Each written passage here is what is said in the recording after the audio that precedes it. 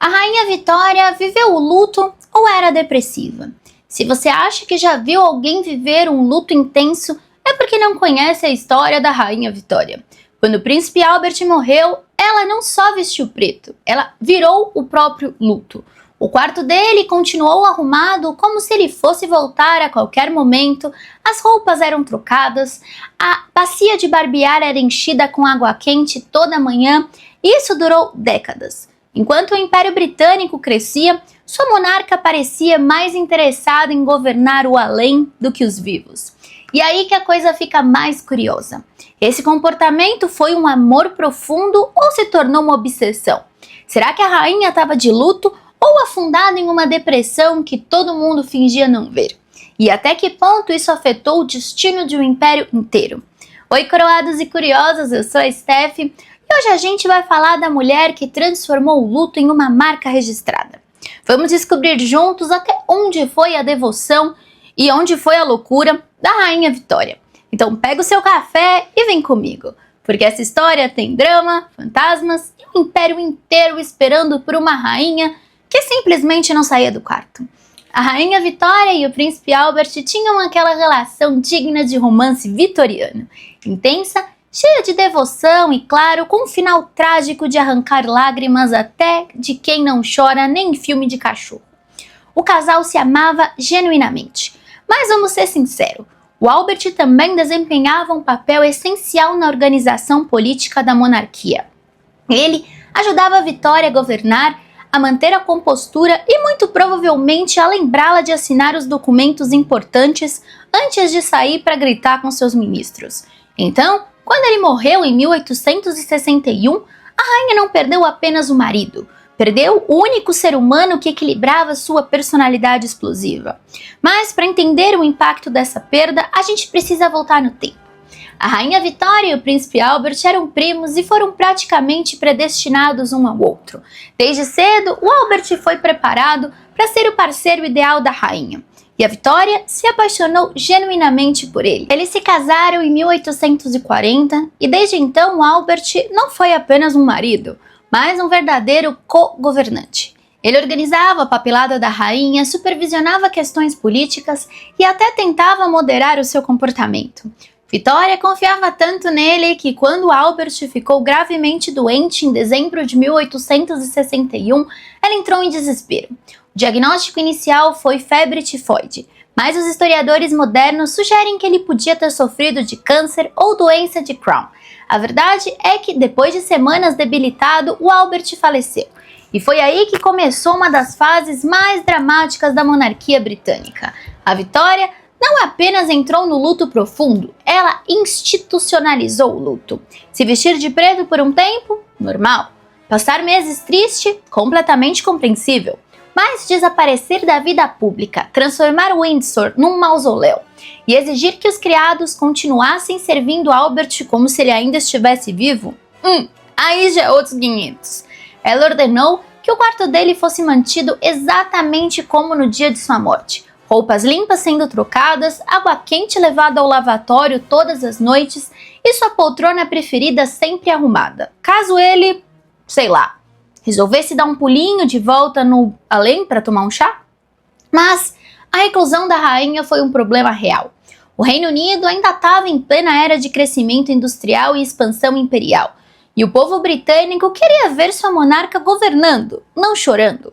Vitória, no entanto, reduziu drasticamente suas aparições públicas. Isso levou a rumores exagerados que ela havia enlouquecido ou até morrido. No entanto, em 1866, ela quebrou o silêncio ao comparecer à abertura do parlamento, provando que, apesar do luto, ainda estava no controle. E se você acha que essa obsessão ficou só nos aposentos reais, calma que tem mais. Um dia, seu filho mais velho, o futuro Eduardo VII, lhe enviou uma carta em um papel de luto. A reação da Vitória? Indignação. Para ela, não havia forma suficientemente grandiosa de demonstrar o respeito pelo Albert. Os ministros estavam desesperados. Eles tentavam convencê-la a retomar a sua presença pública, mas a rainha simplesmente não queria sair do luto. Para ela, a monarquia podia esperar, mas a sua dor era eterna. Agora, a grande questão aqui é, isso era apenas amor? A Vitória estava se afundando em algo muito mais profundo e sombrio? A gente não sabe. O tempo passou, os ministros foram trocando, a política britânica foi se transformando, mas a Vitória continuava vestindo preto, dividindo seu tempo entre Windsor, Osborne House e Balmoral e reduzindo drasticamente suas aparições públicas. Se antes a monarquia britânica tinha uma figura forte no trono, agora o que se via era uma rainha que evitava qualquer evento que não envolvesse recordar o seu marido falecido.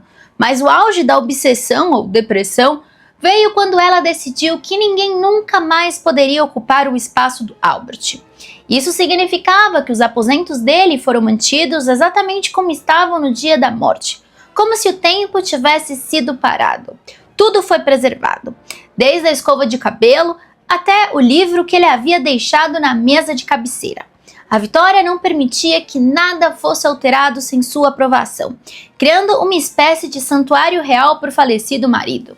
Agora, imagina a cara dos funcionários do castelo, porque uma coisa é seguir ordens reais, outra trabalhar dentro de um palácio onde o quarto mais importante pertence a um homem que já não está mais lá. Mas como dizem, manda quem pode, obedece quem tem medo de ser demitido pela rainha mais poderosa do mundo. E não foi só isso. A Vitória também imortalizou o Albert de todas as formas possíveis, encomendando estátuas e pinturas em sua homenagem. Ela insistia que sua família respeitasse o legado do príncipe e esperava que todos ao seu redor compartilhassem de sua dor, ou no mínimo, respeitassem o fato de que ela nunca mesmo deixaria isso para trás. Agora, até quando uma nação pode ser governada por uma viúva que se recusa a seguir em frente e governar, que é o trabalho dela? Agora, se tem uma coisa que assombrava a rainha Vitória mais do que a morte do Albert, era a possibilidade de perder a sanidade. Igualzinho seu avô, o George III, que eu fiz um vídeo completo sobre a loucura dele. Caso você não se lembre, George III foi o rei britânico que teve surtos psicóticos tão intensos que chegou a conversar com árvores e insistia que os continentes pertenciam a ele. O homem literalmente teve que ser afastado do trono porque ninguém sabia mais como lidar com suas loucuras. Agora, imagina estar no lugar da Vitória. Se já está emocionalmente devastada, se recusando a seguir em frente, criando rotinas estranhas para manter vivo o fantasma do seu marido, e de repente você começa a ouvir cochichos nos corredores do palácio. Ela enlouqueceu? Será que estamos vivendo um segundo George III? E não ajudava o fato de que a Vitória passou a chamar seus médicos constantemente, alegando estar à beira da morte por motivos que variavam desde dores no estômago até hipocondria, onde seus médicos chegou a ser chamado para atender a rainha 6 vezes no mesmo dia. E o mais hilário, ela só queria avisá-lo que seus intestinos estavam funcionando normalmente. Sim, exatamente isso. O médico estava em lua de mel quando recebeu uma carta da rainha que dizia de maneira solene: "Os meus intestinos estão funcionando plenamente." Agora você me diz, isso é coisa de quem tá bem da cabeça? Pois é.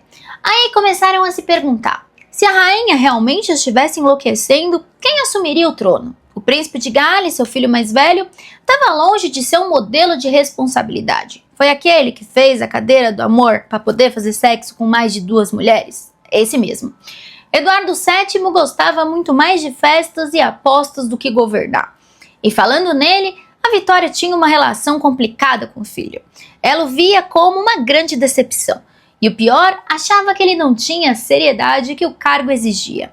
A tensão entre mãe e filho ficou ainda mais evidente conforme o Eduardo crescia e se tornava conhecido por sua vida de excessos. A Vitória queria que ele seguisse o exemplo do pai, mas ao invés disso ele se tornou uma figura boêmia, apreciador de cassinos, mulheres, festas luxuosas e gastar muito dinheiro.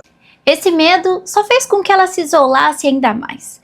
E a cada ano que passava, sua obsessão por Albert, sua paranoia e sua hipocondria só aumentavam. Agora a pergunta que não quer calar, era realmente loucura ou apenas um luto mal processado? Enfim, e o mais importante, o Reino Unido conseguiria sobreviver a uma monarca que parecia preocupada em manter conversas espirituais com o marido morto e não queria aparecer para governar. O que os britânicos começaram a pensar? No começo, até tentaram compreender, afinal perder um marido amado não era uma dor fácil de superar. Mas com os anos passando e a rainha continuava enlutada, fechada em seus castelos, e os problemas do país só se acumulavam. Então os jornais começaram a chamá-la de viúva de Windsor, e as críticas foram ficando cada vez mais intensas. A monarquia dependia do carisma e da presença pública do monarca, e até hoje. E Vitória simplesmente não estava ali para cumprir esse papel. E quando eu digo que a monarquia começou a balançar, não estou exagerando. O Partido Republicano Britânico ganhou força durante essa época, porque convenhamos, se a rainha não queria governar, para que exatamente o Reino Unido precisava de uma rainha? Mas a Vitória não estava disposta a abrir mão do luto. Ela se recusava a seguir os padrões esperados por uma monarca e acreditava que seu papel era muito mais espiritual e simbólico do que presencial. Foi só na década de 1870, com a ascensão do Benjamin Disraeli como primeiro-ministro, que ela começou a se reaproximar da política. O Benjamin, um grande estrategista, soube jogar com o ego da rainha, elogiando-a constantemente e lembrando-a da sua importância como monarca. E funcionou. A Vitória começou a reassumir parte de suas responsabilidades, ainda que com um toque dramático. Ela nunca mais abandonou o preto, nunca mais se casou, nunca deixou de se falar do Albert. Agora, a monarquia teria sobrevivido sem essa reaproximação da rainha com o público?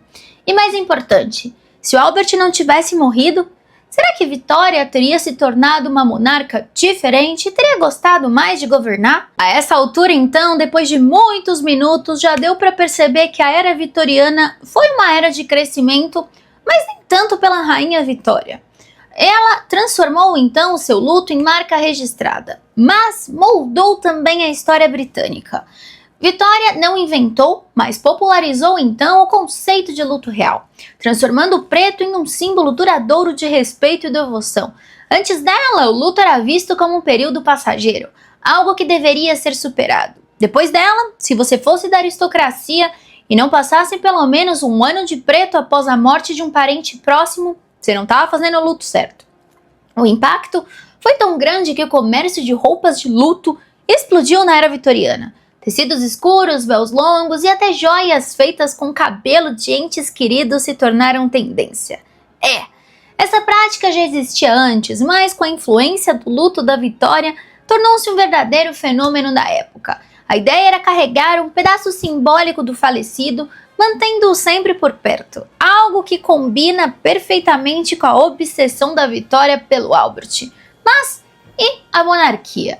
Apesar de todas as críticas, o Reino Unido sobreviveu à fase da rainha ausente. Sua longa vida e reinado estabilizaram a monarquia e sua imagem como vó da nação ajudou a recuperar parte da popularidade perdida nos anos de isolamento. Quando a Vitória faleceu em 1901, ela foi enterrada ao lado do Albert como havia pedido. Dentro do caixão, levaram uma de suas roupas favoritas e uma mecha de cabelo e fotografia de um criado chamado John Brown. Um homem que, segundo boatos, foi o seu mais próximo confidente. Posso fazer um vídeo sobre essa fofoca? Sim, porque enquanto todo mundo falava do Albert, tinha uma história paralela acontecendo nos bastidores. John Brown era um escocês rústico, de personalidade forte, que trabalhou para a rainha durante anos. Há indícios de que eles eram muito próximos, ao ponto da corte britânica desconfiar que havia algo ali. Isso significa que a Vitória seguiu em frente? Provavelmente não.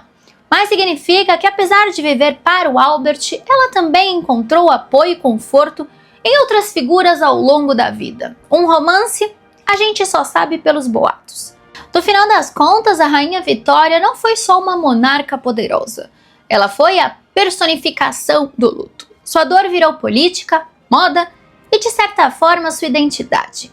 Durante anos, ela governou à sombra de um fantasma, transformando o preto em seu uniforme oficial e fazendo do seu luto um espetáculo nacional.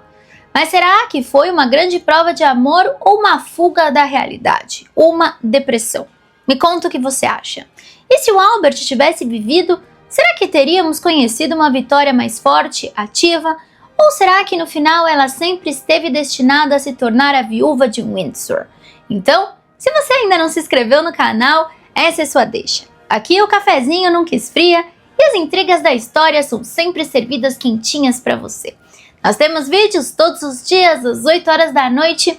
Um beijo e te vejo amanhã.